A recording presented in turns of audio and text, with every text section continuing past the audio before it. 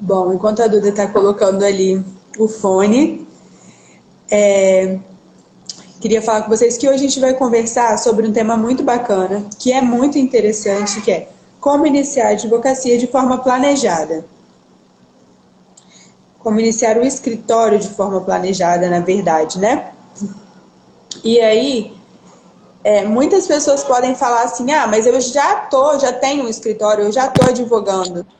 Essa live vai ser legal para mim? Vai sim, porque se você é uma pessoa como eu, que não é naturalmente organizada, como a minha dupla, a Eduarda, você provavelmente não começou da forma correta, você provavelmente não se preocupou em planejar o seu escritório, em planejar suas metas, e essa live vai te ajudar também. Então fica por aqui com a gente, que com certeza vai ser muito bacana. Vê aí se está Pronto, funcionando. consegui. Melhorou? Melhorou, Meu agora está Deus. funcionando. Bom, não sei se então o início da live que eu comecei ficou gravado, mas como a Rai falou aí, hoje a gente vai falar um pouquinho como iniciar o escritório e, de certa forma, a advocacia também, né? Porque o escritório é um reflexo da nossa advocacia, do nosso trabalho, de forma planejada. Como eu estava comentando mais cedo nos stories, eu adoro falar sobre organização e é um assunto que eu e a Rai a gente conversa bastante também. Então, a gente espera que vocês aproveitem bastante esse conteúdo, porque realmente é algo que a gente gosta de conversar. Então vamos lá, né? Vou começar falando aqui, a gente listou 5 pontos que a gente acha bastante importante aqui para passar, para compartilhar com vocês. E eu vou falar aqui do primeiro ponto e a gente vai falando, fazendo esse bate-bola aqui. Gente, a primeira coisa que eu acho que é legal compreender é começar com as ferramentas que a gente tem. Ai, gurias, mas eu não tenho um escritório físico. Quando eu saí da faculdade, eu não tive condições de abrir um escritório físico. Eu não tenho o melhor software, eu não tenho condições de contratar o melhor software. Eu não tenho como contratar uma pessoa para, por exemplo, ser uma secretária, fazer esse papel, né, da comunicação, do contato, de estar ali fazendo gestão de WhatsApp, de quem entra em contato. Não tem problema. A gente começa com aquilo que a gente tem no momento. Se tu não tem condições hoje de abrir um escritório físico, não tem problema. Inicia de forma digital, ofertando o teu trabalho, indo até o cliente, né? Fazendo atendimento em coworking. Hoje ficou, até por conta da pandemia, ficou muito mais possível atenderem nesses espaços compartilhados, as pessoas já estão acostumadas. Eu e a Raia, a gente inclusive utiliza bastante serviço de coworking, atende via reunião online, usando o Google Meet, o Zoom, enfim, existem diversas plataformas aí. E é uma forma também de você conseguir enxugar custos, porque ter um espaço físico vai te demandar um custo mensal diferente de ter uma estrutura digital, né? E isso é óbvio, porque numa estrutura digital a gente não tem aluguel, não tem IPTU, né? Os outros custos a gente consegue dividir com os custos do espaço em que a pessoa está alocada, né? Seja no coworking ou em casa mesmo, no home office, mas eles acabam sendo um pouquinho menores do que um espaço físico especificamente para isso. Então, o que eu acho importante, assim, como primeiro ponto é começar com aquilo que tem. E aí, com o tempo, ir aprimorando.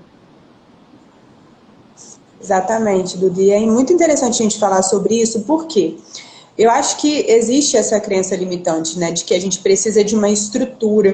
A gente vem de uma advocacia, e eu não sei como que é para você, né, e para quem assiste aqui, mas de uma advocacia que ela prega muito essa questão do espaço físico, de você ter aquela pompa para atender, e na verdade, nenhum espaço físico vai compensar um trabalho mal feito, né? Então, se você... Exatamente, eu acho que assim, o foco principal aí para quem está começando e talvez fique inseguro é entender que faça o seu trabalho da melhor maneira possível, entregue o melhor que você tiver, que o seu espaço físico vai ficar em segundo plano.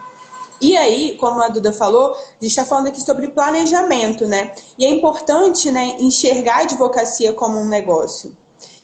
E nós entramos no seguinte ponto: se a advocacia é um negócio e a gente tem que enxergar dessa maneira, enxugar custos, não começar, né, fazendo dívidas, é extremamente importante.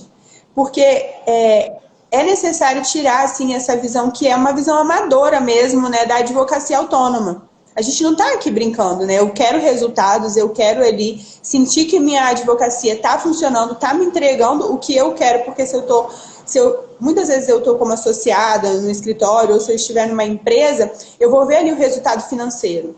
E um dos questionamentos, né, uma das reclamações do autônomo muitas vezes é não conseguir enxergar esse resultado financeiro. Para isso é importante enxergar como negócio, né? E aí, tendo essa visão de advocacia como negócio, enxugar custos é importante se planejar, né? Saber que muitas vezes a gente vai começar pequeno, mas a gente não vai continuar pequeno. A intenção não é continuar pequeno, não é que isso acabe por ali. É que a gente cresça. E para crescer, né, a gente vai precisar desse planejamento, a gente vai precisar dessa visão de negócio, né? Esquece essa história de que a advocacia não é empresa. Enxerga o seu escritório como uma empresa. Encare aquilo ali como empresa, entenda que você vai precisar separar os custos, né? Que você vai funcionar, você vai ser um funcionário. Se imagine como um funcionário aí nessa relação, quanto que você quer receber. Isso aí está dentro de um outro tópico que a gente vai falar, mas assim, esqueça a visão amadora da advocacia autônoma, se enxergue como escritório. Para mim foi uma virada de chave, foi quando eu comecei a falar bem assim, o escritório, porque antes eu falava, Rayane. Quando eu comecei a falar do meu escritório, né, trazer essa coisa assim, do negócio mesmo, eu comecei a tratar também a minha advocacia como um negócio, como uma empresa. E eu acho que assim, é fundamental para a gente conseguir enxergar resultados e ter realmente resultados.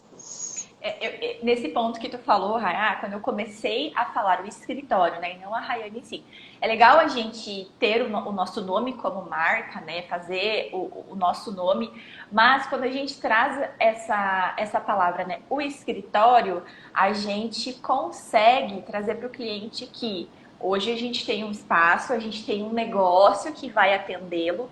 Hoje a pessoa pode ser uma equipe, né? Mas isso não significa que futuramente ela não tenha uma equipe. Então, além de se capacitar na parte técnica, é importante, né, como a Rai falou, enxergar a advocacia como um negócio, justamente por isso, porque hoje, né, tu pode ser uma equipe, né, fazer tudo, fazer a gestão, fazer o financeiro, atender o cliente, fazer a parte técnica, comprar lá o café, o papel higiênico, limpar o escritório, mas futuramente, com o planejamento, pode ser que tu consiga aí uma assessoria mensal de clientes e tu precisa contratar uma pessoa, ainda que seja um meio turno, ainda que seja uma assistente virtual para auxiliar ali nessa parte de contato, de cobrança mesmo. Então, aos poucos as coisas vão acontecendo. E é legal desde o início começar a enxergar que é um negócio justamente por isso, porque pensar de forma planejada, iniciar o escritório, a tua advocacia em si já de forma organizada te permite crescer. E aí, quando a gente já pensa, né, em iniciar esse negócio que é a advocacia para crescer futuramente, ainda que crescer não significa, gente, ser um escritório full service, né, que faz de tudo. Pode ser o crescer tendo parceiros, pode ser crescer tendo uma pessoa a mais para ajudar, pode ser um escritório full service também. Aí vai depender do que cada um pretende de crescimento, né? Mas aí a gente ainda já entra no outro ponto, que é a questão da gestão, né? Não só a gestão financeira, que é importante, como a Rai mesmo falou, separar aí os custos, mas começar com pegar aquelas ferramentas iniciais e ir aprimorando elas. Por exemplo, quando a gente fala de gestão, a gente precisa pensar como que vai receber o cliente, como que a gente vai ter um protocolo de atendimento para esse cliente, não vai ter, vai cobrar consulta, não vai, como que vai precificar, onde que vai atender o cliente, como que vai pegar a assinatura do cliente, vai ser assinatura física, vai ser assinatura digital na procuração, no contrato de honorários, como que a gente vai organizar as tarefas para conseguir gerir os prazos e todas as atividades que a gente precisa fazer em relação àquela demanda dos clientes, né? Então a gestão ela vai muito além só da gestão financeira. Tem diversos outros pontos que a gente precisa se ater, que a gente precisa ir aprimorando com o tempo, e não necessariamente isso vai nos exigir no início uma contratação de software, né, Rai? Não significa que a gestão ela esteja atrelada à contratação do melhor software do mundo. Exato. E o que eu gosto de pensar, né? Voltando à questão do... eu comecei a falar do escritório. Quando eu comecei a falar o escritório, personificar, eu comecei a entender isso. Que era importante eu cuidar dessa parte da gestão. Que era interessante eu ter esse protocolo de atendimento para passar um profissionalismo para quem vai entrar em contato comigo. Que eu precisava saber quais os serviços que eu ia oferecer, ter uma tabela também, né, de valores desses serviços, como que eu vou precificar, quais são, dentro dessas atividades que eu faço, quais são as minhas prioridades, quais os meus horários ali de trabalho, porque se a gente está falando da advocacia digital, né, no nosso caso, o escritório digital, e a gente está em casa, muitas vezes se confunde, né, com as atividades da casa. Então, quais são os meus horários? Eu falo isso por viver, né? Em muitas situações eu me peguei misturando horário de trabalho com horário o momento que eu cuido das coisas da casa, e isso atrapalha. Então, assim, enxergar como escritório me fez pensar também, então, qual é o meu horário de trabalho? Porque quando eu era associada, eu tinha um horário de trabalho. E aí, quando eu percebo, né, novamente, que eu tô entrando ali, que eu tô tirando do meu tempo de trabalho para dedicar a casa ou para dedicar a outra coisa, eu penso, bom, se eu tivesse um escritório físico, eu não ia estar fazendo isso. Então, eu vou remanejar, porque a gente tem essa liberdade de horários, mas a gente tem que entender também que quando a gente deixa de fazer a coisa no horário X, a gente vai precisar compensar. E como que vai fazer? Como que você vai gerir isso? Você tem uma maior liberdade de gerir o seu tempo, mas você tem que entender que isso não vai tirar as suas atividades, você vai continuar tendo todas as suas obrigações, né?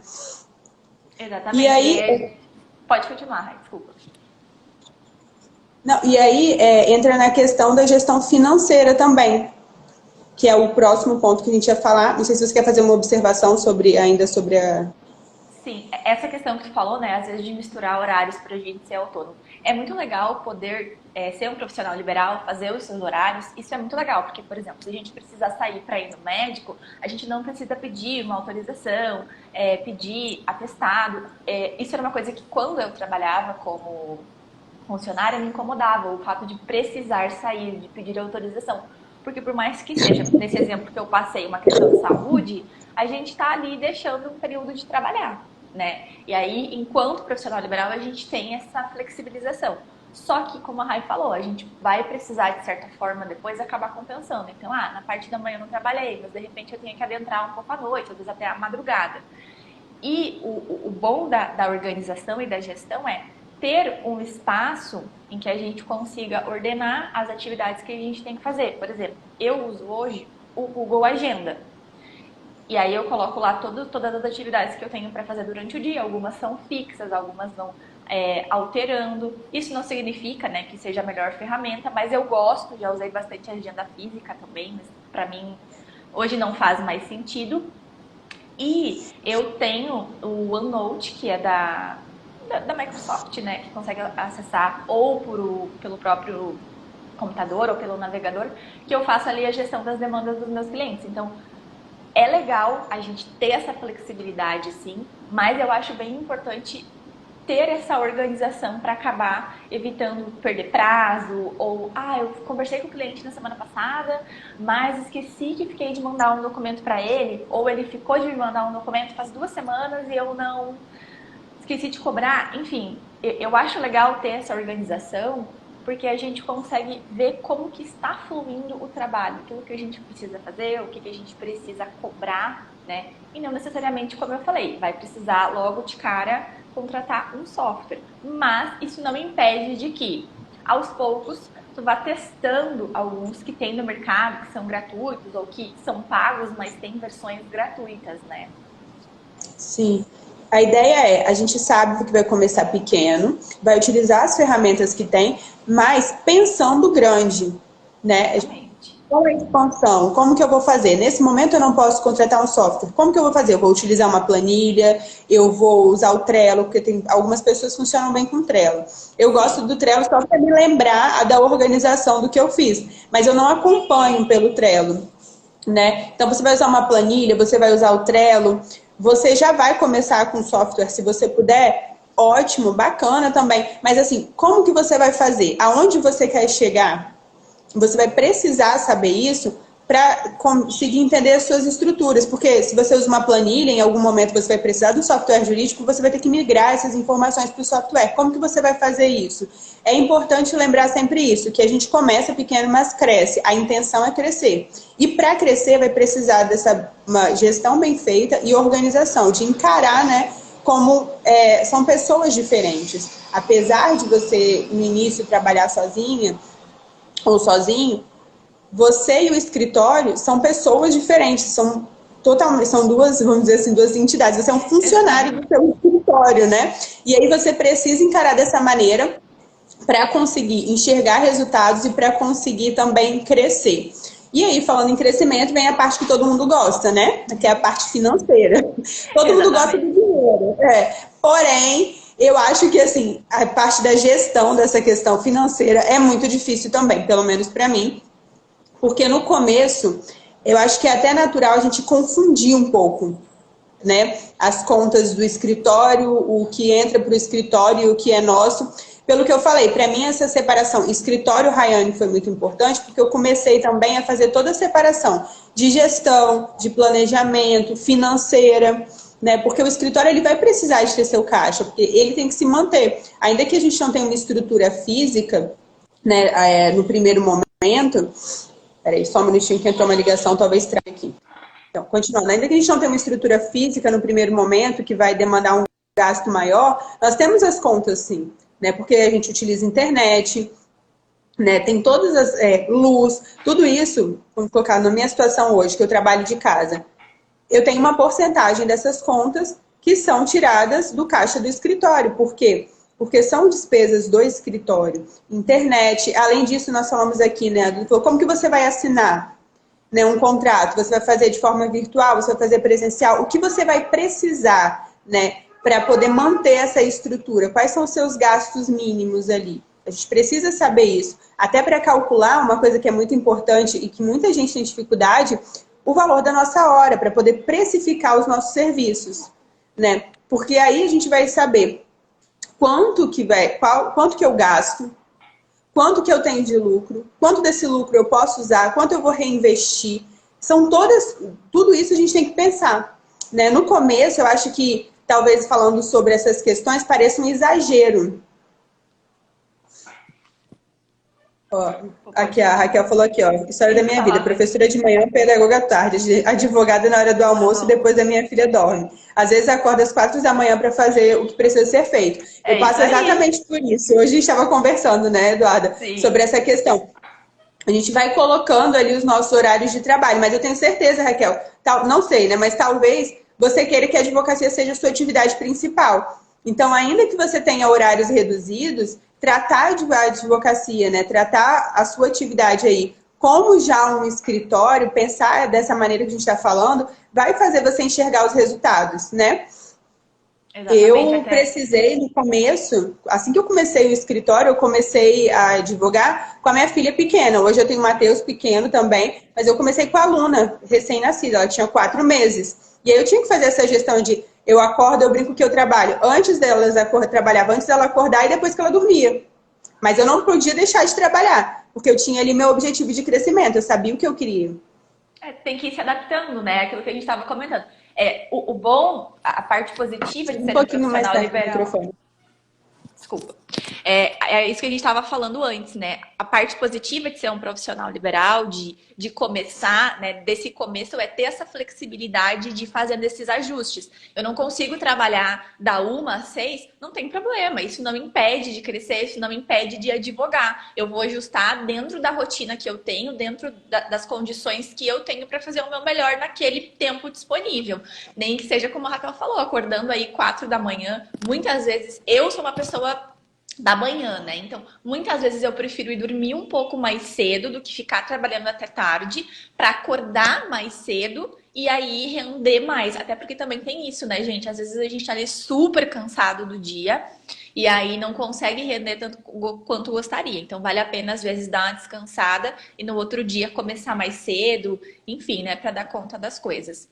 E retomando aquilo que a Rai falou da parte financeira, a minha maior preocupação quando eu comecei, porque eu comecei assim na advocacia um pouquinho ao acaso. Eu não estava organizada para isso. Então, a primeira atitude que eu fiz foi fazer uma reserva financeira, né? A gente se preocupa em ganhar cliente, a gente se preocupa em ter, né, casos para atender, mas eu acho muito importante ter uma reserva financeira. Por quê? Porque a gente não tem um salário fixo. Então pode ser que esse mês seja incrível, maravilhoso, mas pode ser que mês que vem não seja tão incrível e tão maravilhoso assim. Então ter uma reserva financeira, por exemplo, o que é essa reserva financeira? É o valor que vai estar guardado para pagar os custos de X meses da despesa mensal que tu tem. Normalmente se fala aí 6 meses, 12 meses, mas o importante é começar guardando um pouco de valores que entram. Por quê? Porque aí a gente tem um pouquinho menos de insegurança. Quando a gente sabe que se um mês não foi legal, a gente vai lá, vai avaliar, porque a gente se organizou para isso, então a gente vai ver, nossa, esse mês não entrou nada, o que será que eu posso fazer para melhorar? E aí a gente vai estar um pouquinho mais tranquilo, sabendo que tem aquele valor para cobrir os custos desse mês que não foi tão bom. E aí a gente consegue trabalhar um pouco menos preocupado, né? Porque eu acho que assim, a preocupação para quem trabalha como profissional liberal, ela nunca deixa de existir, né? Sim. E aí, como que a gente vai saber, né, quais são os custos? Papel e caneta, listar tudo que se gasta.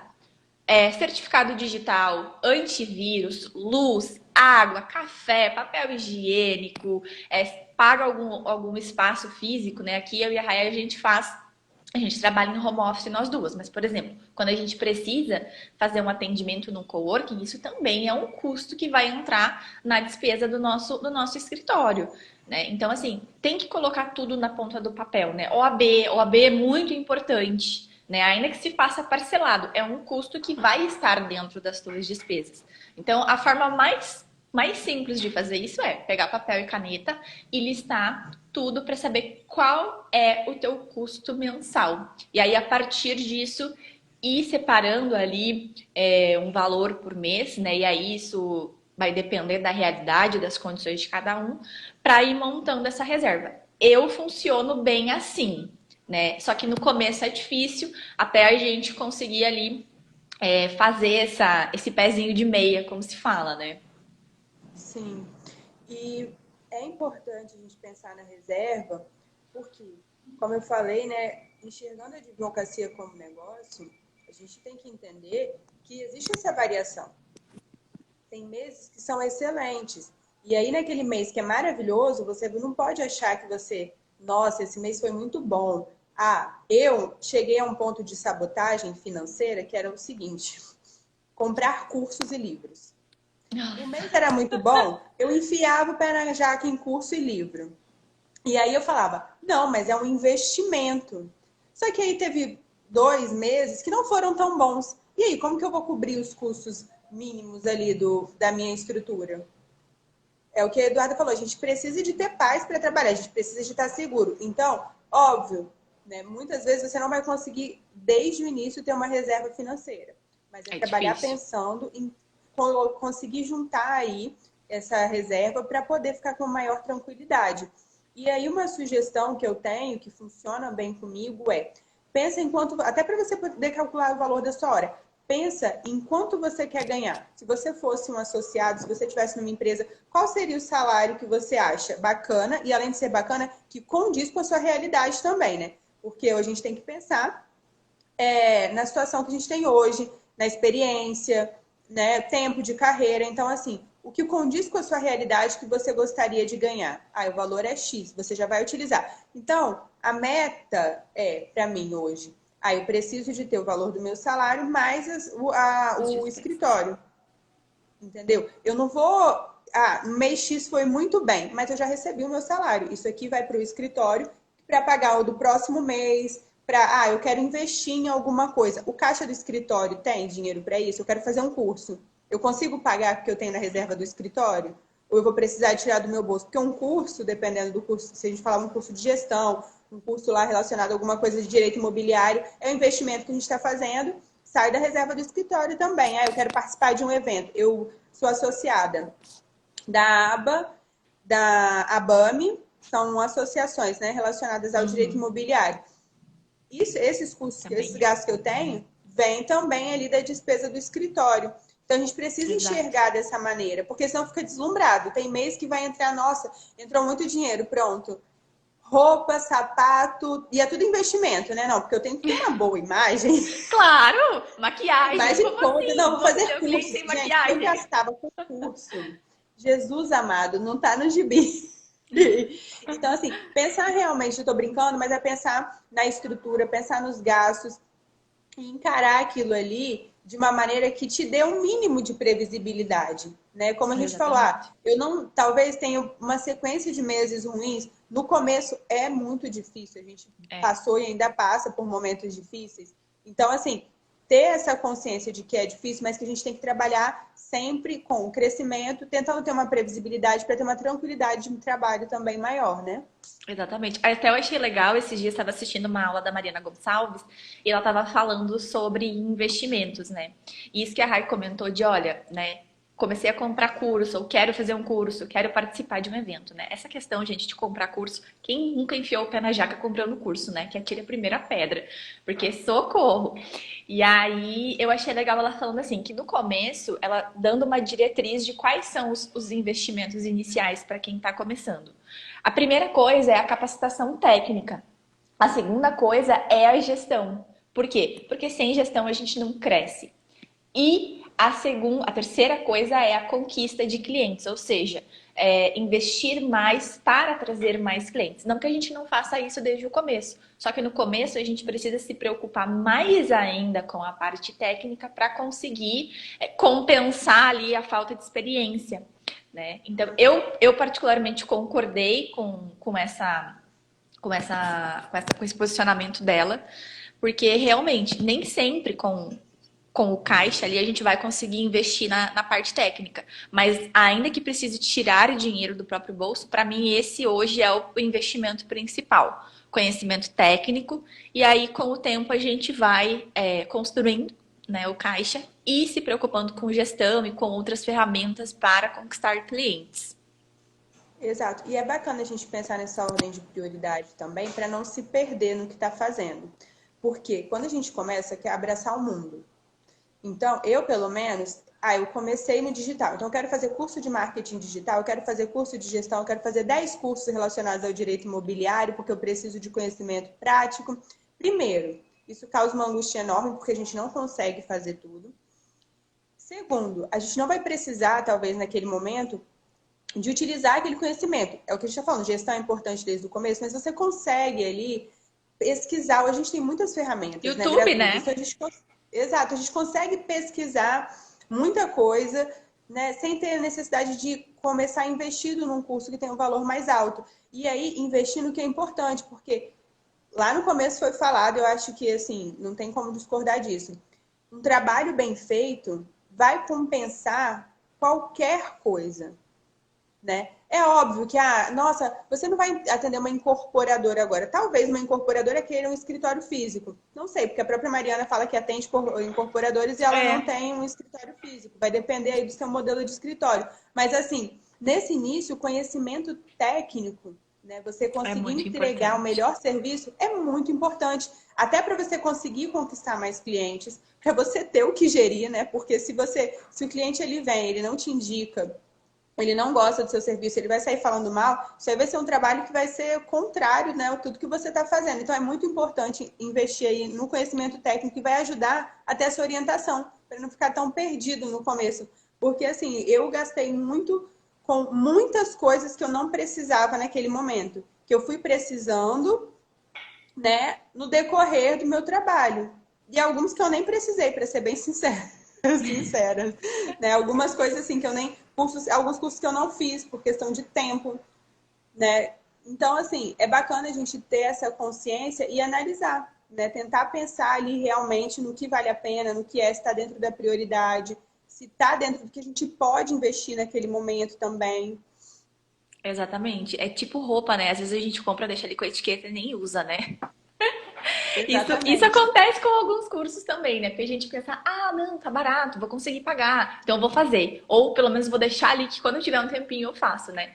Mas hoje eu penso dessa forma. Eu acho que o primeiro ponto é conhecimento técnico, capacitação, e hoje, como a Rai falou, tem muita coisa no YouTube, no Google, aqui no próprio Instagram, né? A gente aqui passando essas orientações iniciais do como que a gente faz, né? O que a gente estudou até aqui sobre essa questão de organização e planejamento. E a Raquel falou também, né, que a questão ali de gestão não é nem só financeira, é de tempo também, porque no começo a gente precisa se empenhar, ter mais tempo, porque a gente não tem necessariamente, né, via de regra, condições financeiras para contratar alguém para fazer aquela atividade que a gente não tem tempo de fazer. Então, além do financeiro, a gente tem que se preocupar com a questão do tempo também. Eu gostei bastante da tua colocação, Raquel, porque eu também penso dessa forma. E com isso, a gente consegue fazer o quê, né? Se planejar para crescer. Saber onde ir alcançando, né, as escadinhas ali, da onde a gente quer chegar com o nosso negócio, que é a advocacia, né? Não sei se vocês conhecem, eu e a Rai, esses dias a gente estava até falando para imobiliaristas, né, Rai? Para a gente fazer um plano de negócios, porque eu não sei se vocês já fizeram isso, eu já fiz. E às vezes vou ajustando porque nunca é definitivo. Mas tem uma ferramenta que chama Canvas. Então, tu consegue. Não é o Canva, tá, gente, que faz a arte do Instagram, é o Canvas mesmo. Aí vocês vão lá e colocam toda a estruturação do negócio de vocês. Quais são a missão, a visão, os valores, o propósito, como que vocês vão fazer para a conquista de clientes, quais são as ferramentas que vocês vão utilizar para o negócio de vocês. Enfim, tem vários quadradinhos lá que vocês vão preenchendo, vão pensando de acordo com o modelo de negócios de vocês para que, aos poucos, vocês consigam ir crescendo e chegando aonde vocês querem com a advocacia. E também fazendo adaptações, né? Porque, assim, o Canva, ele é dinâmico.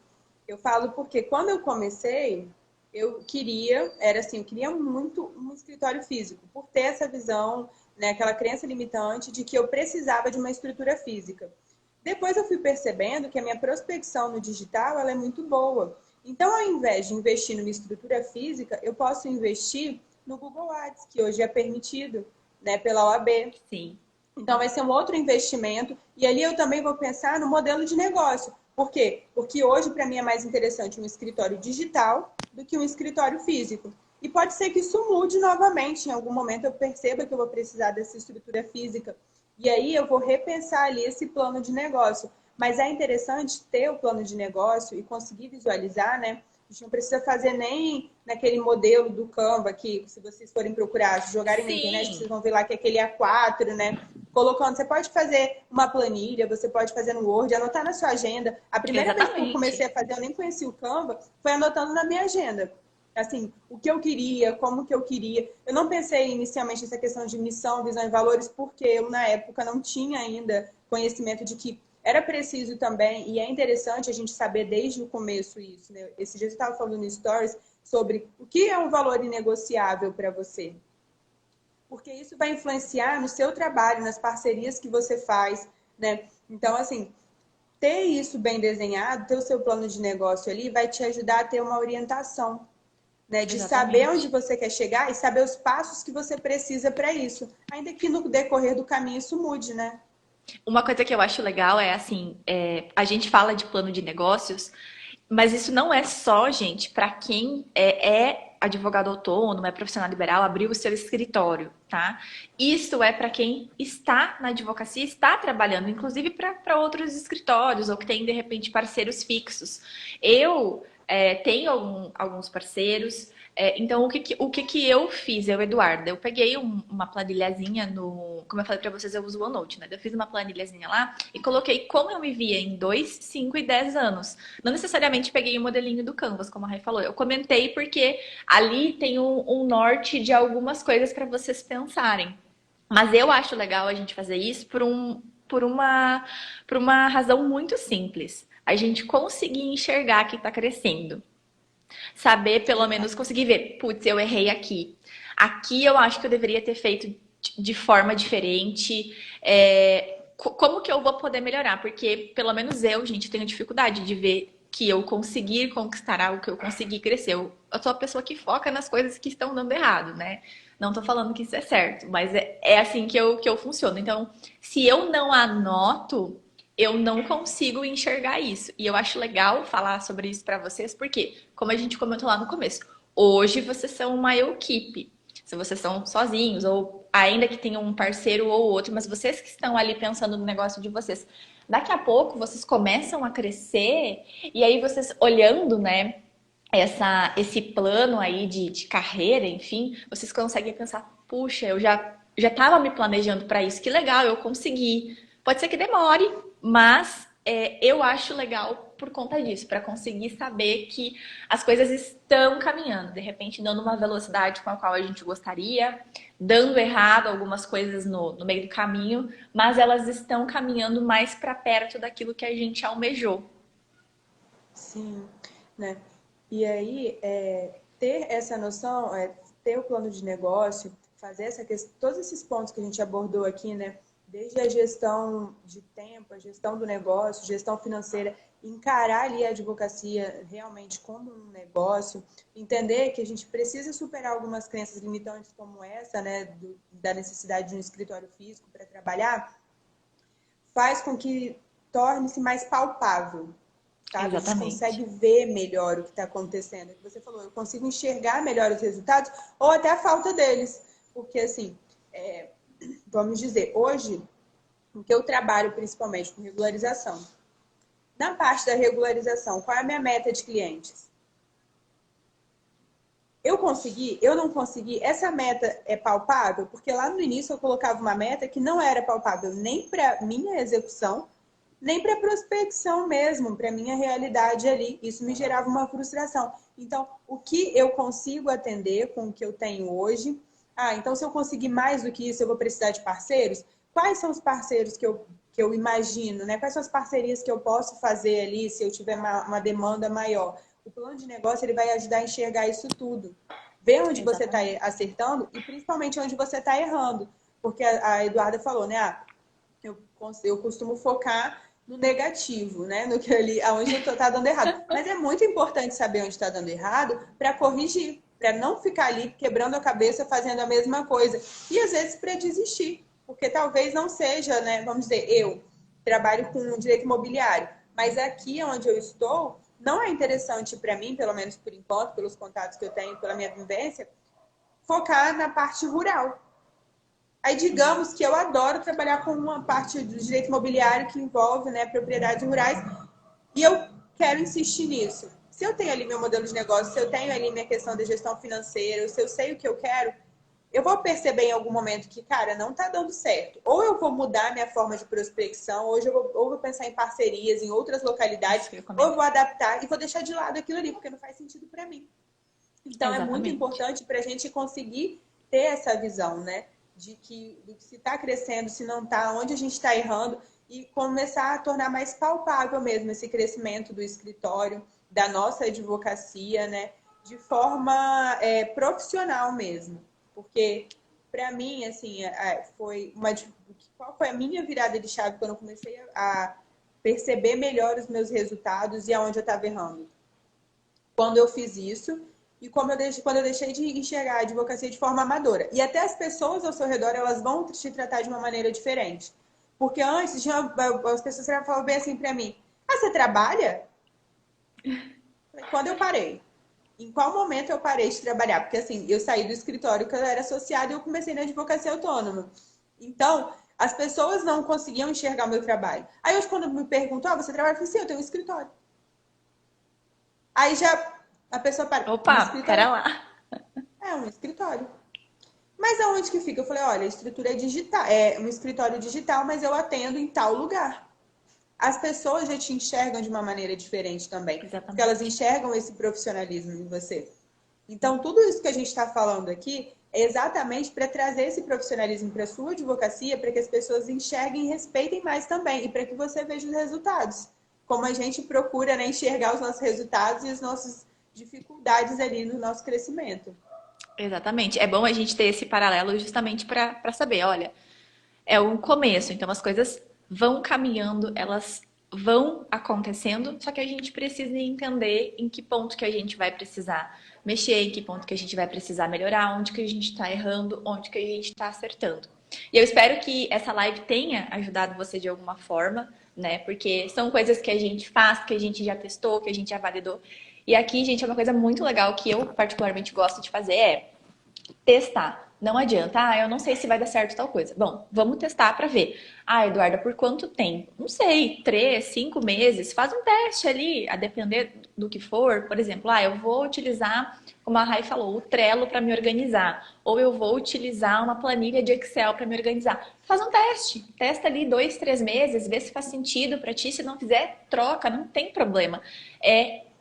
Fazendo esses ajustes que a gente vai conseguindo perceber as coisas que mais se adequam para aquilo que a gente quer e para a nossa realidade.